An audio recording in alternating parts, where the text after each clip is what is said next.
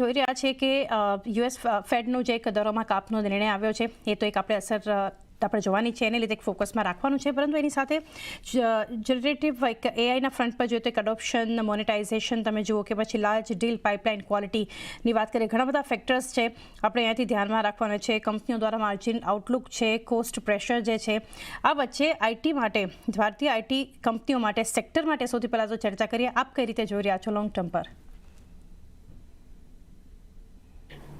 અગર આપણે આઈટી સેક્ટરમાં જોઈએ તો આપણે જોયું છે કોન્સ્ટન્ટલી એક ચેલેન્જીસ રહ્યા છે, હેડવિન્ડ્સ રહ્યા છે, બીકોઝ ગ્લોબલ સ્લોડાઉનનું એક ઇમ્પેક્ટ છે, ડિસ્ક્રેશનરી સ્પેન્ડિંગ જે છે ઇમ્પેક્ટ થયું છે. આઈ થિંક આ બધા ફેક્ટર્સ તો આપણે જોઈ લીધા છે. ડિમાન્ડ સ્લોડાઉન છે, આપણે ડોમેસ્ટિક માર્કેટ્સમાં અગર આપણે જોઈએ તો attrition factors, initially attrition factor ઘણું હાઈ હતું, હવે ટોટલી હાયરિંગ ફ્રીઝ થઈ ગયું છે at this point of time. તો આઈ થિંક ઘણા બધા ચેલેન્જીસ છે at this point of time, but I think કે આઈટી સેક્ટરે એનું ગોલ્ડન પીરિયડ ડેફિનેટલી એક્સપિરિયન્સ કર્યું છે, અને આઈ થિંક ઘણી બધી કેશ રિચ કંપનીઝ છે at this point of time. Even at this point of time અગર આપણે જોઈએ તો they are holding on to the margins, cost optimization કરી રહ્યા છે, trying to cope with the new reality જે એઆઈ રિલેટેડ ચેલેન્જીસ છે, ક્લાઉડ છે, મશીન લર્નિંગ છે, નવી ટેકનોલોજીસ અડોપ્ટ કરવી, રીસ્કિલિંગ કરવું એમ્પ્લોઈઝને.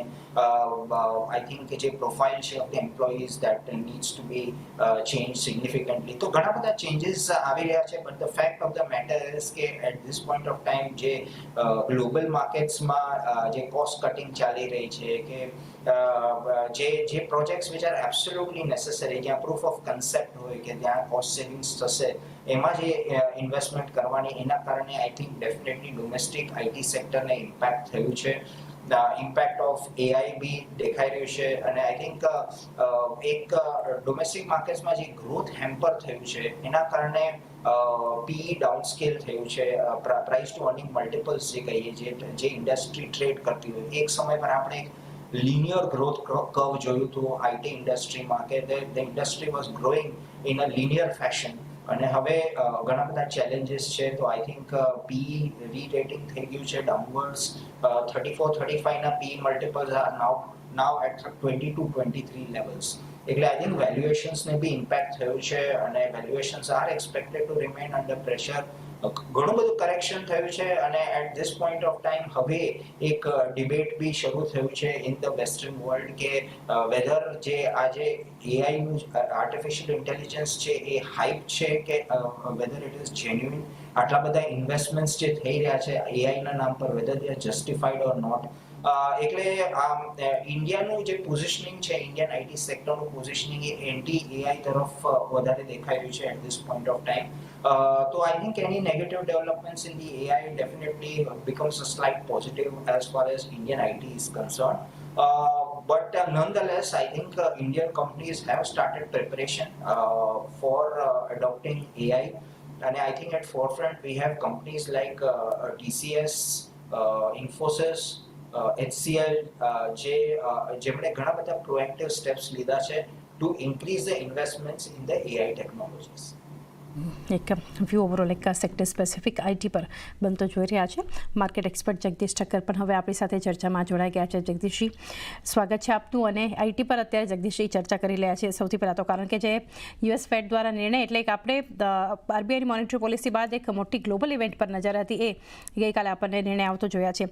એની સાથે સાથે એટલે એને લીધે એક આઈટી પર તો ફોકસ છે, પરંતુ અત્યારના માર્કેટમાં છેલ્લા ઘણા સમયથી જોઈએ લાર્જ કેપ આઈટી કંપનીઓ એક ખાસી આપણને એક કહી શકાય કે પોઝિટિવ રિટર્ન્સ આપ્યા છે કમ્પેર્ડ ટુ મિડ કેપ કે સ્મોલ કેપ આઈટી કંપનીઓ માટે. જે રીતે આપણે જોઈ રહ્યા છીએ ગ્રોથ એક્ઝિક્યુશનના ફ્રન્ટ પર હોય કે પછી એઆઈ ક્લાઉડ રેવન્યુ જે છે એની એક ઇમ્પેક્ટ આપણને જોઈ રહ્યા હોય, આ સેક્ટર પર એક લોંગ ટર્મ વ્યૂ આપ કઈ રીતે રાખી રહ્યા છો જગદીશજી? જ્યાં સુધી ગુડ આફ્ટરનૂન ચાંદની, જે રીતે મારું માનવું છે કે જે આઈટી સેક્ટર છે એ ઇઝ અ મિક્સ બેગ. જ્યાં ભારતનો સવાલ છે ત્યાં સુધી IT sector is definitely going to perform better. જ્યાં સુધી અમેરિકાનો સવાલ છે ત્યાં સુધી મને એવું લાગે છે કે આ ગઈકાલે જે પોલિસી રેટ કટ આવ્યો ફેડરલ રિઝર્વનો 0.25%નો, અને એ પછી જે ઓરેકલના ગઈકાલે જે રિઝલ્ટ આવ્યા એ જોતા મને એવું લાગે છે કે ત્યાં થોડી ઘણી નિરાશા ચોક્કસ છે. તમે જુઓ તો ગઈકાલે અમેરિકામાં ફેડરલ રિઝર્વના કટ પછી એક નાસ્ડેકની અંદર આપણે એક ઘટાડો જોયો હતો અને સાથે સાથે એક જે રિઝલ્ટ આવ્યું ગઈકાલે એ પણ ઇટ વોઝ ક્વાઇટ ડિસઅપોઇન્ટિંગ. એટલે ઓરેકલનો શેર ગઈકાલે લગભગ 10% જેટલો થયો, કારણ કે સોફ્ટવેર જાયન્ટ છે એટલે ક્વાર્ટરલી રેવન્યુ એનું લગભગ fell short of the expectation. અને ત્યાં જે મેઇન કન્સર્ન છે about the cloud infrastructure demand અને dealing in a slide will be bullish mood. એટલે આ એક વોલ સ્ટ્રીટને કદાચ ગઈકાલે ગમ્યું નહીં હોય. આમે તમે જુઓ તો ગઈકાલે બ્રોડર માર્કેટમાં જો આપણે ડાઉ જોન્સનું કહીએ તો લગભગ 400-500 પોઈન્ટ ઉપર હતો, પણ જો નાસ્ડેકમાં જોઈએ તો એ ખરેખર પરિવાર નીચેની તરફ જ એને પ્લંજ કર્યું છે. જે જાતના સ્ટેટમેન્ટ ગઈકાલે આપણે જોયા એ જોતા અને ખાસ કરીને અમેરિકાની અમુક જે ખાસ બહુ પોપ્યુલર કંપનીઓ જેને કહે છે એ બધી કંપનીઓની સૌથી વધારે એક ચિંતા છે about the rounding out an unpredictable season for the AI. અને એમાં ખાસ કરીને રિટેલ ટ્રેડર્સ આર ડેફિનેટલી એના ડિલેમાં. એ લોકોને એવું લાગી રહ્યું છે કે આ બધી કંપનીનું જે એઆઈનું જે અત્યારે વર્ચસ્વ ધીરે ધીરે વધતું જાય છે એ જોતા અને સાથે સાથે અમેરિકાની એક નીતિ ખાસ કરીને ચાઇનાની એ જે એક્સપોર્ટ પોલિસી તમે એનવીડિયાની જે જુઓ તો એની જે સૌથી સારા મોટી લેટેસ્ટ ડેવલપ ચીપ છે એને હજી પણ એક્સપોર્ટ કરવાની ચાઇનાને પરમિશન નથી મળી. અમુક છૂટછાટ ચોક્કસ આપી છે, others they will not doing it. So China is developing its own chip now. Well definitely it will take time, પણ જ્યાં સુધી ધૂંધળું પિક્ચર છે એ અમેરિકાનું ચોક્કસ છે. આપણે ત્યાં એડવાન્ટેજ બે છે. એક તો ખાસ કરીને જે ટેરિફનો એક મોટો ડર હતો કે કદાચ આ સોફ્ટવેર પર બી કદાચ ટારિફ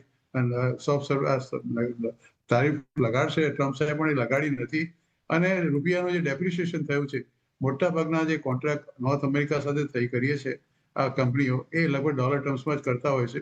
અને ડોલરનું ડેપ્રિશિએટ થવું એ ચોક્કસ મારી દ્રષ્ટિએ એક તમે ચોક્કસ ગણી શકો કે આ બધી જ કંપનીઓ those were exporting either services or the goods એ લોકોને એક ડેફિનેટ એડવાન્ટેજ ચોક્કસ છે. એટલે મારી દ્રષ્ટિએ for USA it may be not as good, especially ગઈકાલે કોફોર્સનું રિઝલ્ટ આવ્યું એ પછી.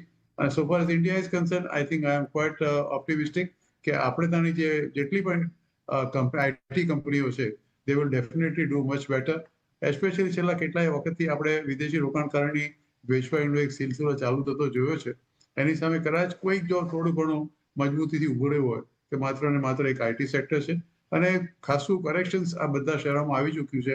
આપણે જોયું કે ઇન્ફોસિસ TCS લગભગ 2 કે 3 મહિના પહેલા પોતાના 52 વીક લો પણ એ લોકોએ ડિક્લેર કરી દીધા છે. અને તમામ મોટા ભાગની આપણી આઈટી કંપનીઓ they are date free company અને કેશ બેઝ કંપની છે. એટલે એ લોકો પાસે કોઈ વર્કિંગ કેપિટલની કોઈ તકલીફ નથી અને કોઈ પાસે દેવું નથી આ કંપનીઓ પાસે. એટલે બંને દ્રષ્ટિએ મારી દ્રષ્ટિએ IT company in India will definitely out perform over a period of time. Out perform કરી શકે છે એક આવનારા સમય માટે આઈટી કંપનીઓ, ભારતીય આઈટી કંપનીઓ પર એક વ્યૂ સેક્ટર